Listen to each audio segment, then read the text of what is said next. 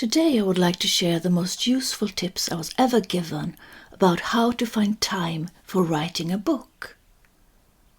1. Let your subconscious work. Kim M Kimselius, a very popular writer of youth fiction, once gave me this advice. If you work on your book last thing before you go to bed, your subconscious will continue working while you sleep, and then you wake up and write it all down before you go to work or school. I used this method to write my first young adult book for a writing contest, and it was not only very efficient but also fun.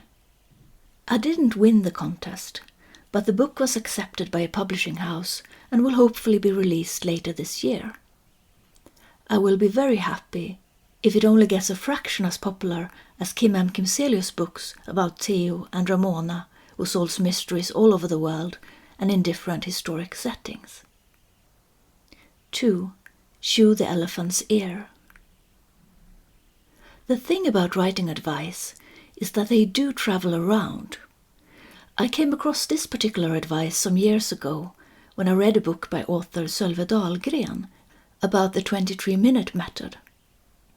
The idea is that if you only spend a very small amount of time every day writing a book, you will get the job done. You only need to be diligent. This is very true.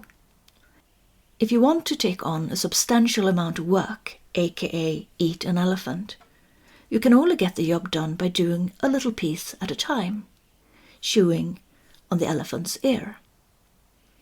Writing a book can be daunting, but it is always done over time. The most important part is not how many words you write per day, but that you continue writing them, so that you can eventually finish the book. Sölve Dahlgren also writes popular books for the youth market. 3. Escape in your thoughts. This advice comes from the Nordic Noir author Richardsson.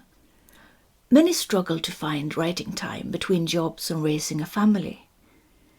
But it is possible to think about a story and develop it while you are doing other mundane tasks. In many situations where one cannot write, one can still think about the story. She used this method when she set out for a career in writing, and obviously it worked out well for her. If I am to add something to these excellent tips from other authors, it would be to not be so quick to toss your words away. There might come a day when you remember a story from long ago that has been dwelling in your mind for years, and you sit yourself down to finish it. I have done so with the book that will be published this summer. Sometimes ideas are improved by time, and getting more experience and a few grey hair is not a disadvantage for any writer. Best of luck with your writing.